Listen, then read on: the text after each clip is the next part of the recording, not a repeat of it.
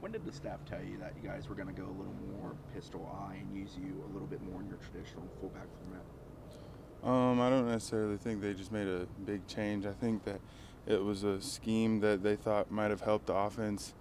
The scheme of it's just a basic football formation, so it really helps us get back to the basics of playing football, double teams, stuff like that.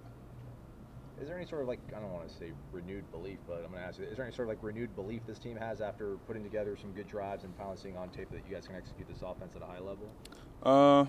I would say that this team has always had a belief. I think that doing that kind of thing, putting together drives, securing blocks, scoring touchdowns really helps with the confidence of our team because we are a young team. We have a lot of players that are having to step up, so I think it really helps them have the confidence to go out and play to the level of some of the older guys. What can you do in practice this week to kind of carry forward the success you had somewhat early in the last game? Just keep going on the path that we're on right now. I think last week we started practice a lot faster than we usually have. We had a lot of the guys step up and take it more seriously, and we, as a team, we just really demanded that from each other, that we really wanted to just take these practices we have seriously and get the most out of them we can. Everybody seemed real excited when Amir got his touchdown late in the game. Is that because just a guy got a touchdown, or is it because something special about him? Well, with us, we always want to make every touchdown feel personal to the person that's getting a chance to score. That's just the nature of Coach Tagg. He always wants to celebrate and stuff. But for a lot of the guys on the team, Amir's had a long time coming. He's a guy that always does. He seems to do every little thing right, and sometimes it doesn't always seem like it might pay off for him.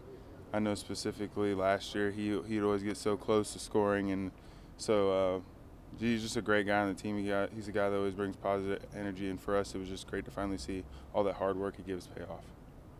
There was late in the fourth quarter when you guys got the ball before the last touchdown. There was a timeout. Coach Taggart was really not happy about personnel getting in and things like that. And it seemed like you kind of went up behind him and kind of grabbed him. And were you just kind of do you like seeing the fire out of him in situations like that, or were you trying to calm him down?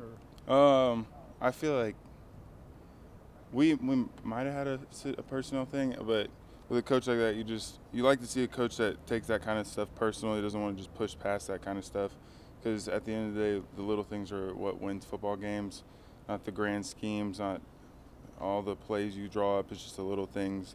So knowing what personnel you have in the game is really important to someone like Coach Taggart, and I appreciate it. So.